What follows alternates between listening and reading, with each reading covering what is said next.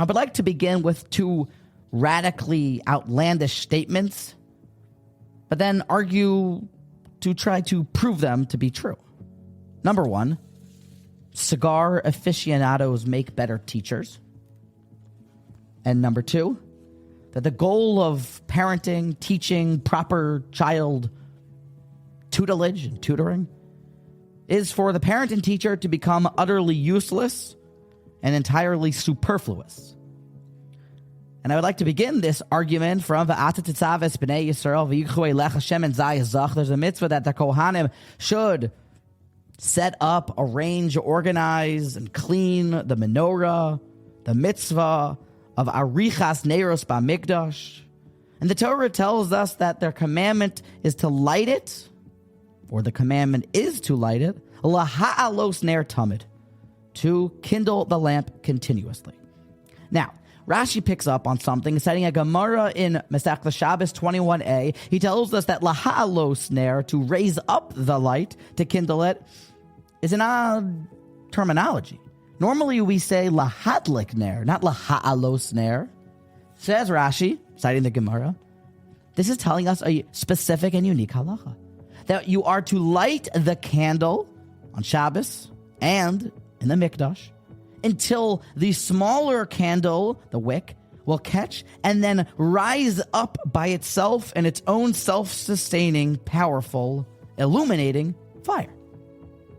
And it isn't hard for us to understand all the symbolism of the menorah presented by the commentators. The menorah always represents spiritual, illuminating light. Kiner mitzvah v'torah, or surely you're aware of that pasuk.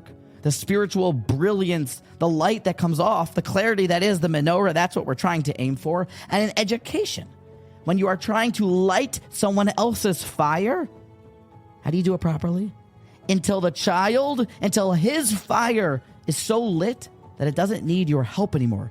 Until it goes up, until he becomes his own tiki torch, until the child becomes his own burgeoning bonfire.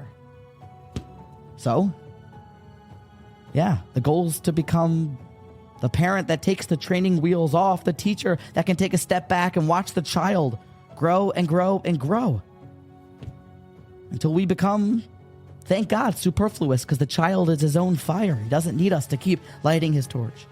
And the cigar aficionado, well, sometimes the child isn't exactly a perfect candle.